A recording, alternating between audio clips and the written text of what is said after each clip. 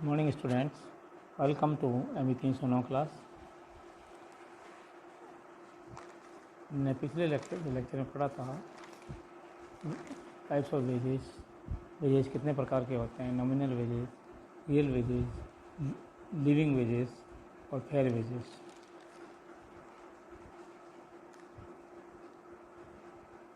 किसी भी प्रकार के मजदूर को सेवाओं के बदले में दिए जाने वाले 4 प्रकार के जो वेजेज हैं, nominal wages, real wages, living wages और फेयर वेजेस, आज पढ़ेंगे अपन मिनिमम वेजेस। न्यूनतम पारिश्रमिक, मतलब मजदूर को न्यूनतम कितना वेतन दिया जाए ताकि उसका जीवन जो है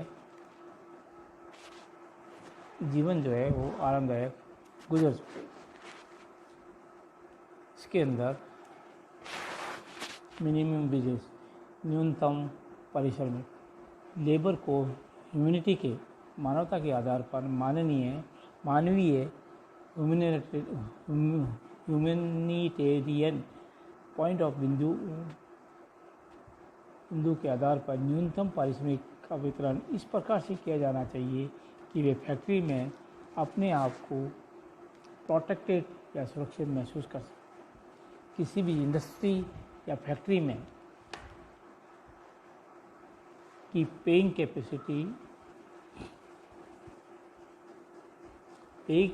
कैपेसिटी एवं प्रोडक्शन उत्पादकता के अनुसार वेजेस पे को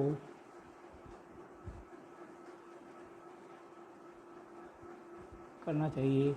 हालांकि न्यूनतम पारिश्रमिक को फिक्सिंग करना एक प्रॉब्लम है, लेकिन इसको फिक्स करते वक्त वर्कर्स की न्यूनतम आवश्यकताओं को मेंटेन करने हेतु पर्याप्त होना चाहिए, सफिशिएंट होना चाहिए। इसका निर्धारण इस प्रकार से किया जाना चाहिए कि वर्कर का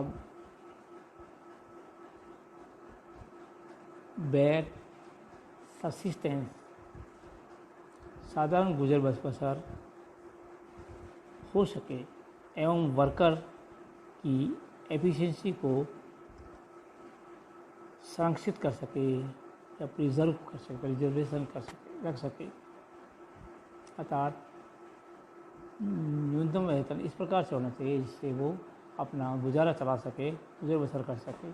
इसका निर्धारण जीवन की सुख सुविधाओं, एम्यूनिटीज़ ऑफ लाइफ, चिकित्सा, शिक्षा आदि का ध्यान रखना चाहिए या उनको प्रदान करना चाहिए। इस प्रकार के मिनिमम वेजेज का निर्धारण जीवन लागत, कॉस्ट ऑफ लिविंग को ध्यान में रखकर कंसिडर किया जाता है।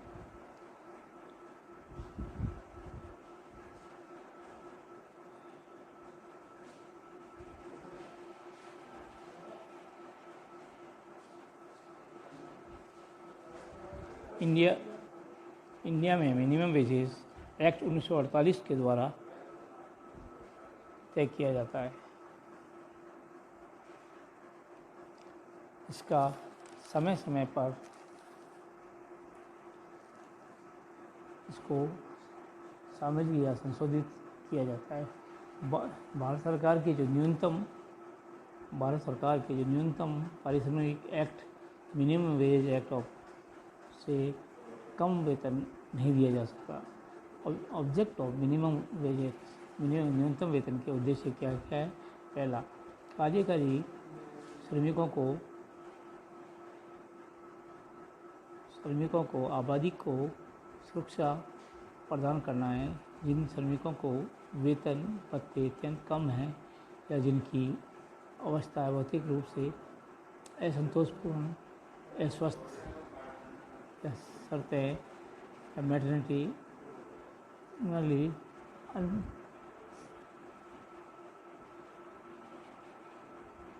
मटेरियली अनफैक्ट्रीली है। दूसरा जो आता है, कार्य करने की कीमत के आधार अनुसार श्रमिकों के वेतन को संरक्षित करना तथा श्रमिकों का उत्पीड़न रोकना। तीसरा आता है, उद्योगों को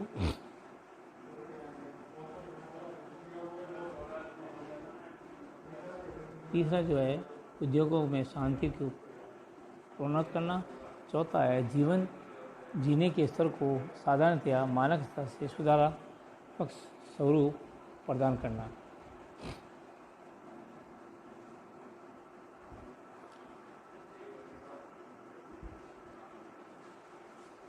factors which influences wages policy के को प्रभावित करने वाले न्यूनतम वेतन को प्रभावित करने वाले कारक कौन कौन से हैं। पहला कारक जो है वो ये है, फेयर या एडिक्वेट वेजेस की समस्या बहुत ही जटिल या कॉम्प्लिकेटेड हैं। ये मैनेजमेंट को और वर्कर्स दोनों को संतुष्ट कर एक साथ करने में बहुत कठिन होती है। यह आज के दिनों में तक ये महत्वपूर्ण समस्या या विकराल समस्या या वाइटल प्रॉब्लम बनी हुई है। एक इतनी इसी महत्वपूर्ण समस्या वाइटल प्रॉब्लम है कि किसी भी इंडस्ट्री की सफलता उसके महत्वपूर्ण एवं संतोषपूर्ण समाधान सेटिस्फैक्टरी सॉल्यूशन पर डिपेंड करती है या व्यवस्थित होती है। अतः वेजेस को प्रभावित करने वाले कारकों का समाधान किया जाना निम्न शर्तों के आधार पर किया जाता है। पहला डिमांड सप्लाई की शर्त। दूसरा आता है एम्प्लॉयज़ या एम्प्लॉयर के से संबंधित लाभ का सौदा रेस्पेक्टिव बार्गेनिंग। तीसरा होता है कॉस्ट ऑफ लिविंग समस्या समयांतराल व औद्योगिक जिलों की स्थिति के अनुसार बदलना। चौथा है उद्योग की आर्थिक क्षमता के अनुसार न्यूनतम वेतन के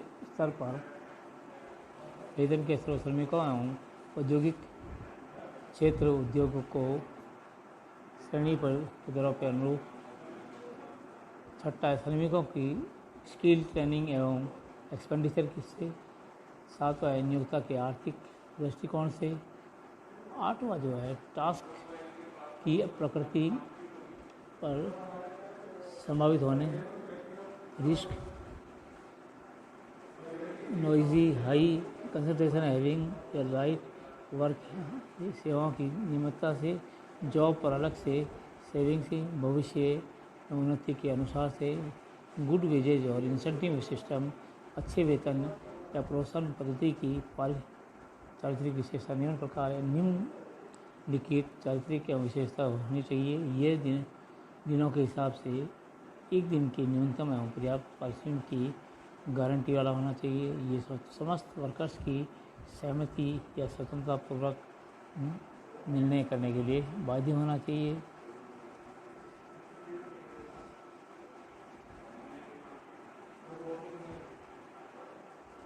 ये वर्कर की क्षमता या मेरिट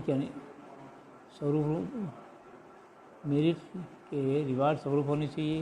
इसकी कार्य प्रणाली साधारण होनी चाहिए ताकि कामगारों द्वारा आसानी से जल्दी समझ में आ जाए, मतलब इजी टू अंडरस्टैंड होने चाहिए। इसमें क्लरिकल कार्य अधिकतम से समाहित नहीं होना चाहिए क्योंकि इस प्रकार के कार्य का अंतिम लागत अल्टीमेट बढ़ोतरी होगी। इसका उद्देश्य एम क्वालिटी के विपरीत प्रणाली वाली होनी चाहिए। ये इस प्रकार की होनी चाहिए कि इसमें वेस्टेज और मटेरियल जो है कम से कम हो सके। ये सावधानीपूर्वक प्लांट टूल्स एक्यूपमेंट्स को सावधानीपूर्वक उपयोग कम से कम होनी चाहिए, मतलब मिस हैंडलिंग होती है एक्यूपमेंट्स कम होना चाहिए। इसमें सुगमता से कार्य करने की प्रवृत्ति वाला होना चाहिए अर्थात प्रभावकारी सुपरविजन होना चाहिए। ये महानता नहीं होनी चाहिए। परिश्रम के आधार पर देने योग्य वेज भुगतान योग्य इंसेंटिव्स होने वाले होने चाहिए। इसी अलग से भविष्य में देने हेतु नहीं किया जाता। ये नियोक्ता के कार्मिकों के लिए दोनों को फेयर होना चाहिए। ये कम से कम 9 प्रकार की है। इसके अंदर पहली वजह तो ये आई थी एक दिन के हिसाब से होनी चाहिए।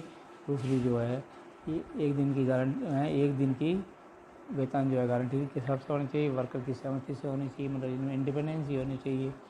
तीसरा पॉइंट जो मेरिट के हिसाब से होनी चाहिए। चौथा पॉइंट था इसको आसानी से इजीली अंडरस्टैंडेबल होनी चाहिए। पाँचवा इसमें क्लरिकल कॉम्प्लिकेशन नहीं होनी चाहिए। छठा जो है इसके अंदर क्वालिटी जो है उत्पाद प्रोडक्ट की क्वालिटी जो है बढ़ाने वाली होनी चाहिए। सातवां जो है मटेरियल वेस्टेज जो कम से कम होना चाहिए, या मिस हैंडलिंग टूल्स इक्विपमेंट्स की मिस हैंडलिंग नहीं होनी चाहिए। ईजी टू ऑपरेट होनी चाहिए, ईजी टू सुपरविजन होनी चाहिए, कॉस्टली नहीं होनी चाहिए, और इसके अंदर वेतन के साथ साथ इंसेंटिव और बोनस मिलने वाला होना चाहिए, और इससे अलग से भविष्य में देने को नहीं रखना चाहिए। फ्यूचर में इसको पेंडिंग नहीं रखा होना चाहिए। नियुक्तियाँ और कार्मिकों के लिए फेयर होनी चाहिए। इस प्रकार से न्यूनतम वेजेज जो है फिक्स किया जाता है। नेक्स्ट में आता है आपका कंपोनेंट्स ऑफ पे स्ट्रक्चर।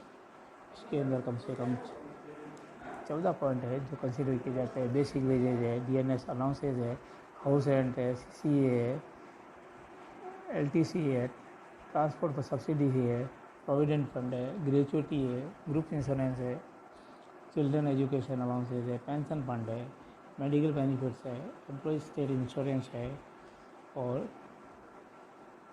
लिव विद पे है। ये 14 पॉइंट जो है पे स्ट्रक्चर के अंदर कंसिडर किया जाता है।